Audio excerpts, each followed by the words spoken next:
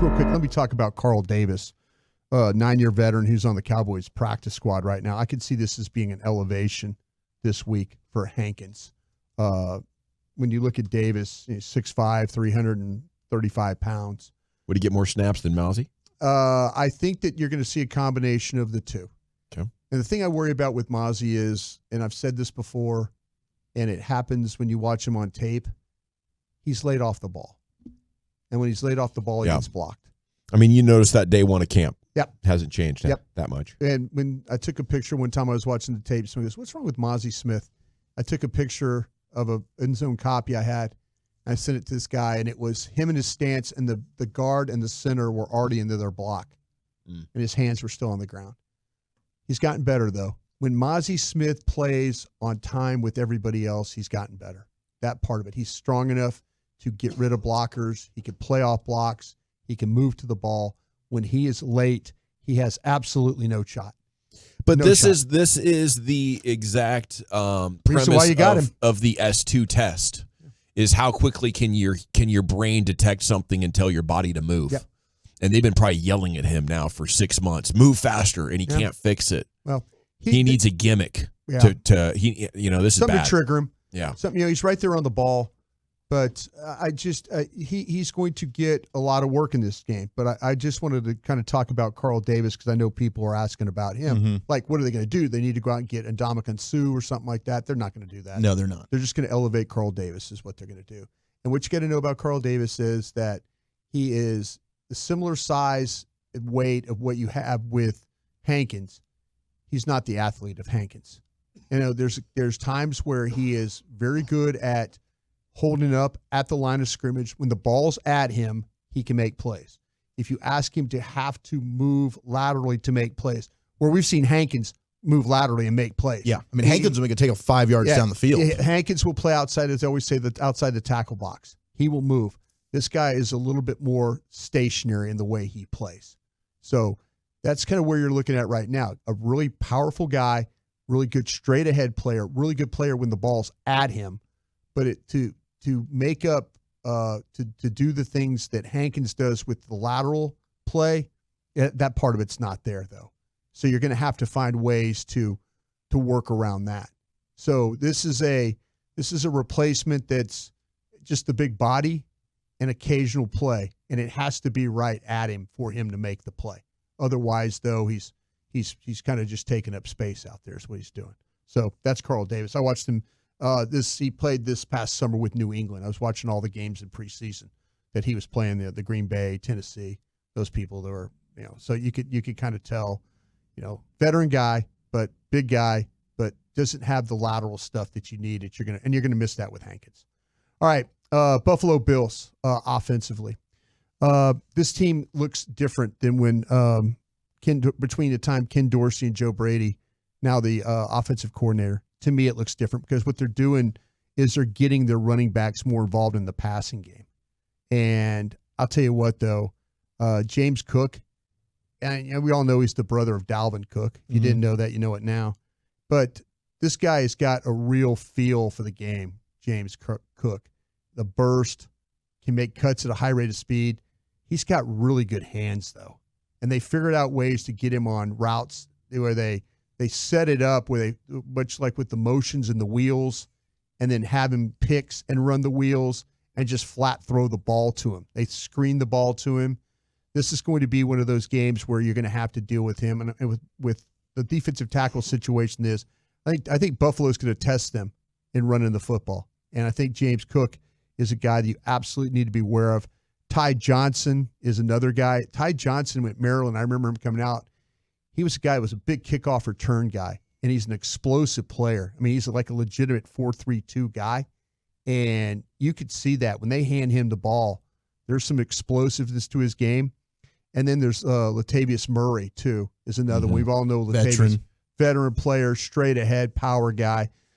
So those are the three backs that you're going to have to deal with in this game. And then Josh Allen, the element of him actually running the ball. That's exactly what it is. That they're willing to call plays. Joe Brady has design plays where direct snap and they just power the ball with the quarterback. And I'll say this about Josh Allen. And I'm a big Josh Allen fan, but I think there's times that he moves in the pocket and he doesn't have to move. I think he gets a little, and I'm not saying, I use the word jittery, but he doesn't always help his guys. Now they don't get a lot of sacks. He'll throw the ball away, and Gavin mentioned the turnovers. I watched all the turnovers he had. I've watched every interception he threw. He throws those YOLO balls. You only live once kind of shots. He plays a lot of hero ball. He plays some hero. He throws the ball to receivers that aren't open. He throws the ball. He gets interceptions because it reads very late, and he throws the ball late. He throws interceptions because he doesn't see the field. He doesn't see defenders. Dallas, Dan Quinn, anything to do where guys, and this is where Bland and Gilmore are good at coming off coverage. We saw Bland in the New York Giants game where the ball went vertical. They're trying to get the ball to Hyatt, and he came off coverage to go make an interception.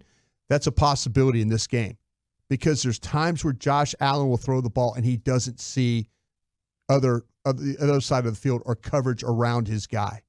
Yeah, they have to be looking at it like we can't have multiple turnovers in this game, and if we throw it 35 plus, that could easily happen against Bland.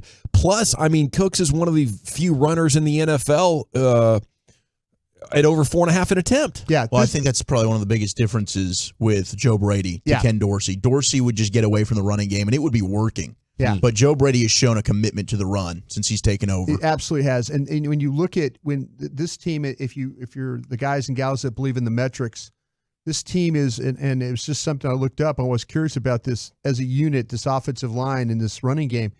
It's one of the best in the league when it comes to successful running plays. That's 4+ yards a carry. 47% of the time, they have a carry that goes for 4 yards plus. That's impressive in a game. And if you look at them, they're the second best team in the league when it comes to running for first downs. Jeez. So that's something you're going to have to deal with in this game.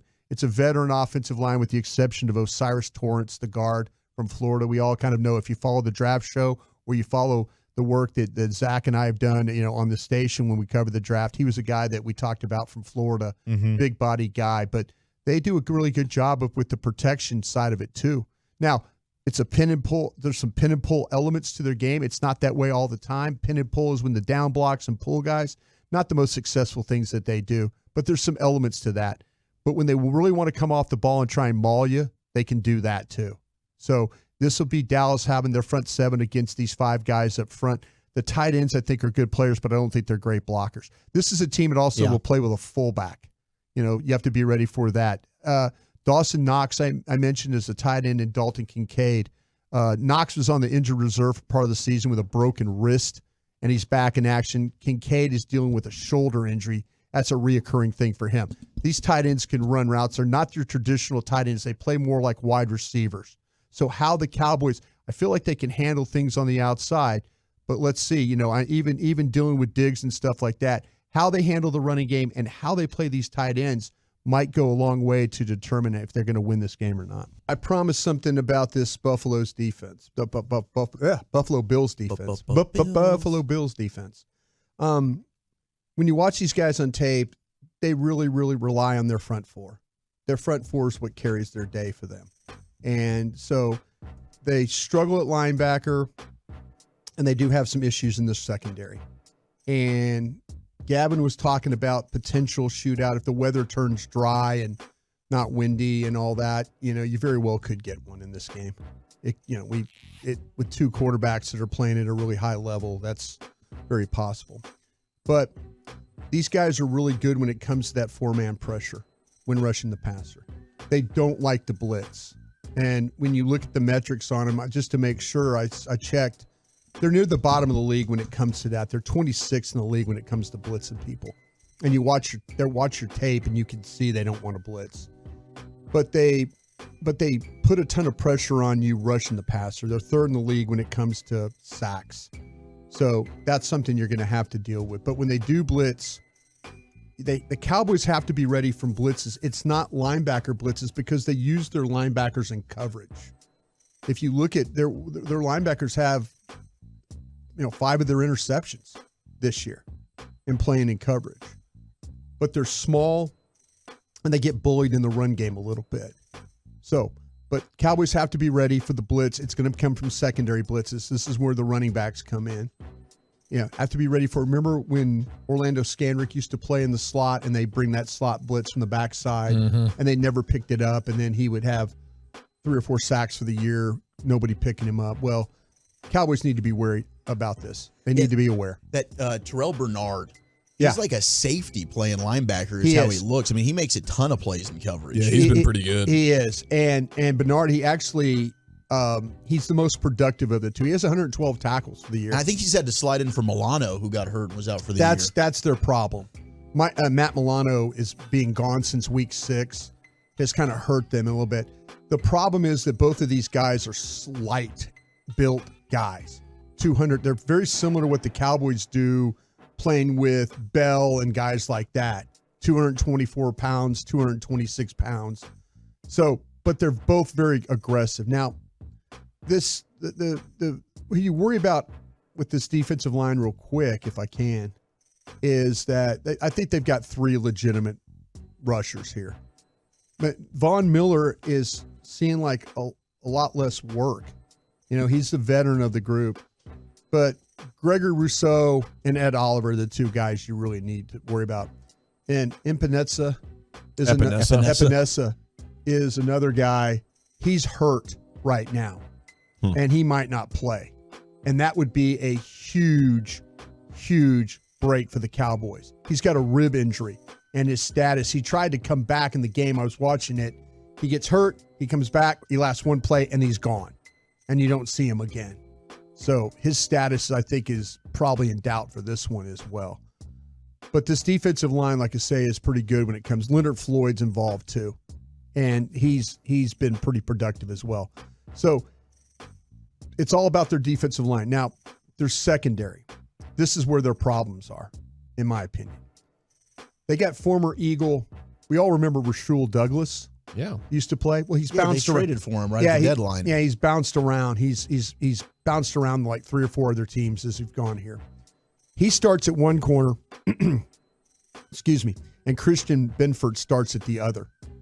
And Douglas has a history of not playing very well against the Cowboys. Yeah, he has 1 interception and only 1 pass defense in like 7 games, and he's been attacked a bunch and given up some big plays. He's still very handsy, very grabby as a player. And I would just call his speed competitive. Not much there. There's snaps where you watch him play, he gets lost in coverage.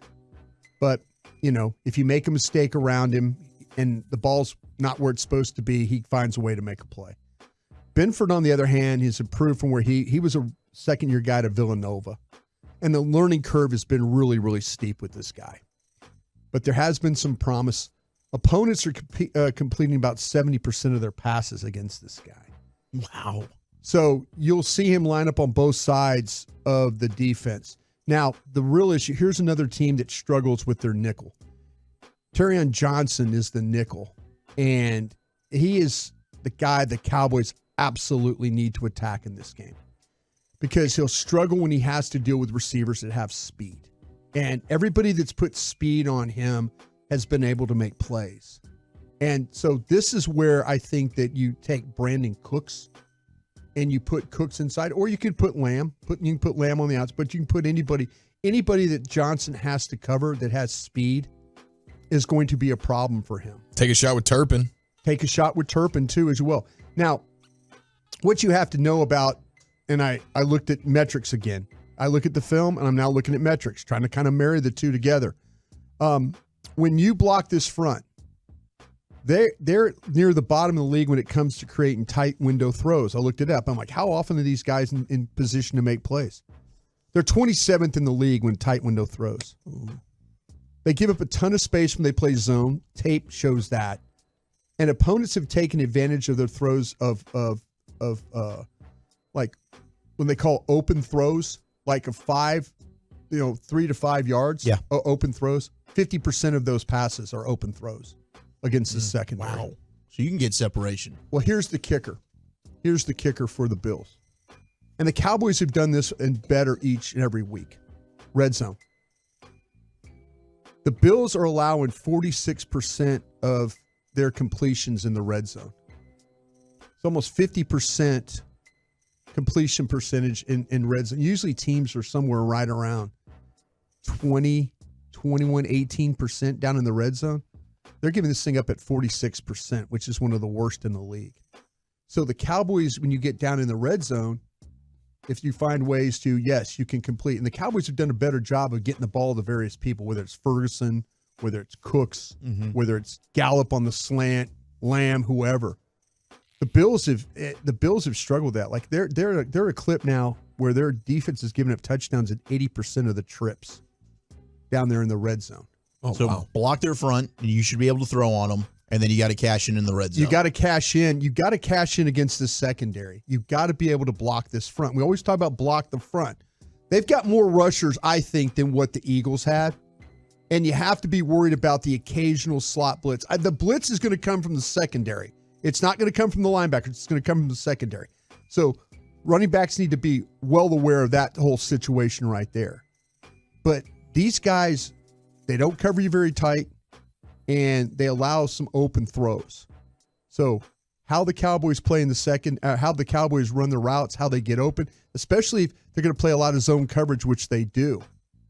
You know, you have to be ready to make some plays here because the Buffalo defense is not that good in the secondary, and especially at nickel. So this one's got a shot if, in fact, that you find a way to take care of Rousseau, Oliver, and then also, though, with Floyd being a rusher as well. Sounds quite a bit like the Eagles' defense. It sounds promising. Yeah. It sounds promising. It's two offenses. You're going to have to deal with their offense. They're going to have to deal with your offense. And, which group can make plays, get those 1 or 2 extra stops. We've seen the Cowboys being able to come up with those here against the Eagles and then also with Seattle. Hopefully that continues for them. Surprising they're going on this run, but that's just how good their offense has been playing. Yeah.